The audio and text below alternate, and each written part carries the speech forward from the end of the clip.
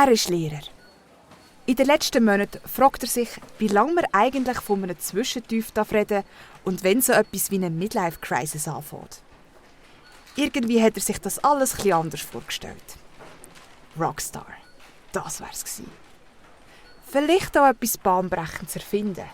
Oder wenigstens Unidozent. Aber sicher nicht Berufsschullehrer. Er mag die Repultösli afig nicht mehr schmecken. Und das, was er seinen Schöfli vermitteln will, prallt etwa genauso bei ihnen ab wie seine Bewerbungen bei den grossen Hochschulen damals. Aber zum wirklich etwas ändern, ist es eben doch gleich zu bequem. Und die Familie lässt sich auch nicht nur mit positiven Gedanken ernähren. Das ist so etwa seine Gedankenwelt, wo er ein Einkaufswägeli durch die Gänge vom Laden schiebt.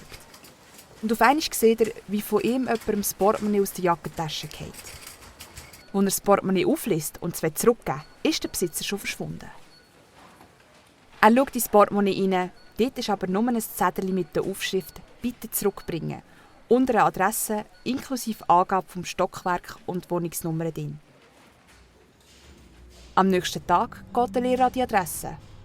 Auf dem Schild der Wohnung sieht er jetzt als erstes Mal einen Namen zum Verlustgegenstand. Georg Ott. Okay, ja, rufen wir mal.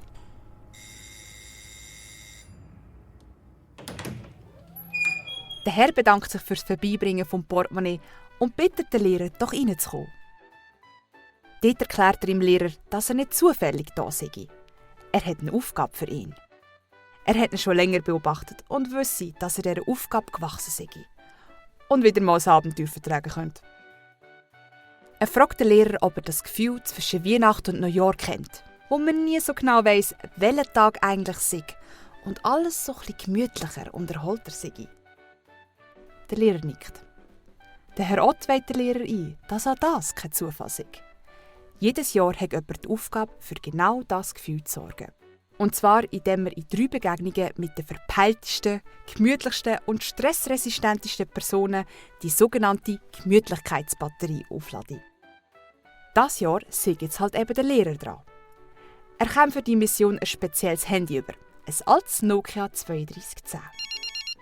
Um an Ort von diesen Begegnungen zu kommen, muss er einfach jeweils die Tasten 1, 2 oder 3 drücken. Immer wenn dann genug Gemütlichkeit gesammelt ist, werde das per SMS bestätigt. Der Lehrer ist noch nicht so recht an Bord. Er meint, er sei nicht richtig für das. Vor allem kann er sich nicht so einfach wegschleichen von seiner Familie. Der Georg Ott meint darauf ab, dass er auch für das eine Lösung hat. Wenn er die Gartenhagtaste auf dem Handy drückt, laufe eine Kopie von seinem Körper daheim auf Autopilot, während er seine Mission erfüllt. Auf die Erfindung sei er besonders stolz. Der Lehrer ist immer noch völlig irritiert, aber gleichzeitig auch neugierig. Er entscheidet sich, die Mission anzunehmen.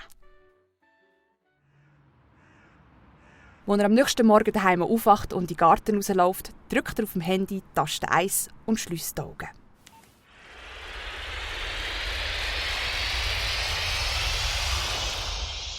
Und als er sie wieder aufmacht, ist er auf einmal in einem Kaffee. Er checkt immer noch nicht so ganz, wie das alles geklappt hat. Er schaut um und bestellt einen Cappuccino. Eine Frau nimmt die Bestellung entgegen und verabschiedet sich dann aber auch gerade.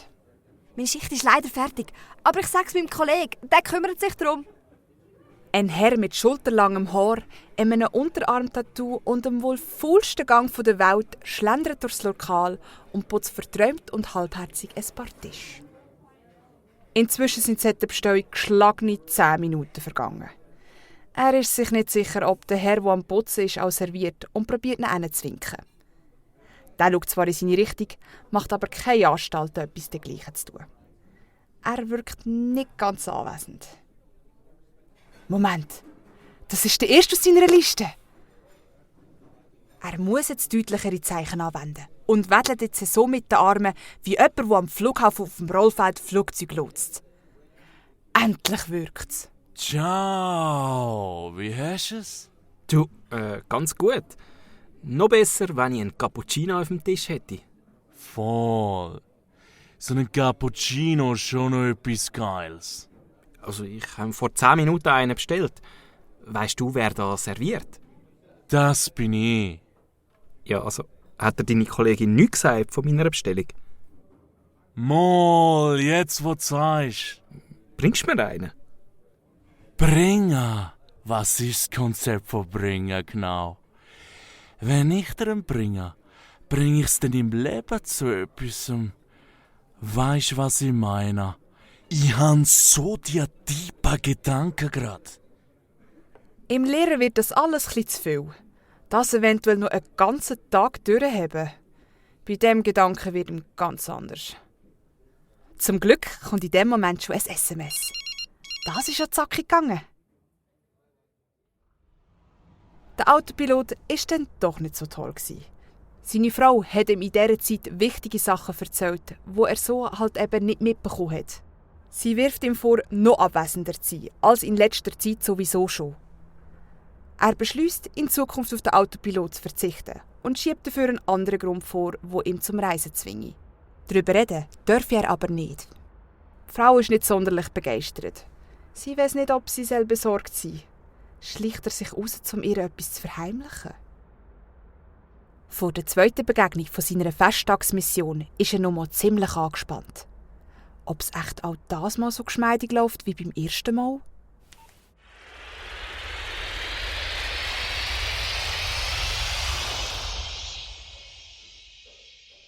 Als er die Augen nach dem Drücken von der Taste 2 aufmacht, steht er in etwas, das irgendwie wie ein Aufenthaltsraum zu sein scheint.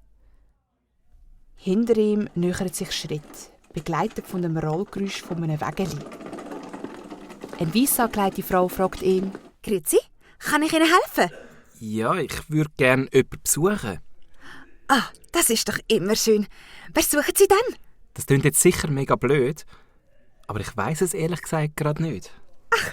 Sie sind ja lustig. Dann geht es Ihnen in dem Fall nicht viel anders wie gewissen Bewohnerinnen und Bewohner. Ich muss auf alle Fälle weiter. Wenn Ihnen ein Name einfällt, geben Sie mir Bescheid. Und hey, sonst suchen Sie sich einfach jemanden aus. Die meisten freuen sich. Nur der Herr Keller vielleicht nicht. Und woran erkenne ich den Herr Keller? Sie werden es merken, glauben Sie mir. Er schaut so durch den Raum und geht auf ein Pärchen zu, das ganz zufrieden in die Weltgeschichte schaut und zusammen Karten spielt. Er fragt sie, wie sie heissen. Aber sie sagen nur: Am nächsten Montag dann. Am nächsten Montag kommt mein Papi endlich auf Schulbesuch. Und zum Mittag gibt's Speck mit Bohnen. Das freut mich. Okay, da ist wohl Weiterschauen angesagt. Er geht auf einen Mann zu, der zu meditieren scheint. Entschuldigung, darf ich kurz stören? Der gutmütige Blick vom alten Mann verzieht sich. Er reißt die Augen auf. Der Club ist ein falscher Sieg. Der Club ist ein Töpli. Sie wollen, dass ich schweige, aber alle sollen es wissen. Sterne sehe ich nicht schon wieder. Leg mal eine neue Lass Platte den auf. Kloppi aus dem Spiel. Okay, der ist es also auch nicht. Denkt er sich. Plötzlich sieht er eine Frau im Rollstuhl, die gegen die Fensterscheibe gerichtet ist. Auf den ersten Blick wirkt sie apathisch. Aber doch gibt es irgendetwas, das ihn zu ihr hinzieht. Entschuldigung, darf ich kurz stören? Kommt drauf an, Auf was? ob Sie einer von denen sind. Und wir wollen sagen, dass ich mal bei der Singstunde, am Kinoabend oder sonst an einer anderen Aktivität hier im Haus teilnehmen soll. Nein, einer von denen bin ich nicht. Darf ich ein bisschen zu Ihnen ansitzen? Sie dürfen. Aber bitte einfach nicht die Ruhe stören. Die Ruhe ist mir viel wert. Bei allem Respekt, aber mit Ruhe ist da innen ja offensichtlich nicht so viel, oder? In meiner kleinen Welt schon. Wissen Sie, die da rumschreien oder ganz trümmelige Antworten geben, die haben sich das auch nicht so ausgesucht. Die meisten von ihnen sind irgendwann da gelandet, weil sie irgendwann für jemanden ein Ärgernis geworden sind. Plötzlich zu viel Zeit gebraucht haben zum Zähneputzen, sich nicht mehr haben können waschen. Sie haben sich vielleicht nicht mehr immer so benommen, wie es die Gesellschaft akzeptiert. Aber gleich sind es Menschen mit Gefühl und Träumen. auch wenn sie manchmal so behandelt werden, als würden sie nur stören. Und wie verbringen Sie denn den Tag, wenn Sie all die Sachen nicht machen, wo Sie die anderen doch offensichtlich davon überzeugen wollen? Ich schaue im Regen zu. Ich geniesse den Kaffee. Schluck für Schluck. Ich bin einfach. Ich habe nur noch einen Termin. Und wenn der ansteht, weiss ich nicht. Alle, die ich kennt habe, sind bereits nicht mehr. Das klingt traurig. Es tut mir leid. Leid? Das ist das Schönste, was mir passieren konnte. Wissen Sie, ich habe für einen grossen Teil von meinem Leben so viel Lärm um mich gehabt und so viel zu tun. Ich habe geliebt, was ich gemacht habe, aber es war auch streng. Die Zeit ist jetzt nur noch ein Bonus. Und ich habe endlich Zeit, um es richtig zu geniessen.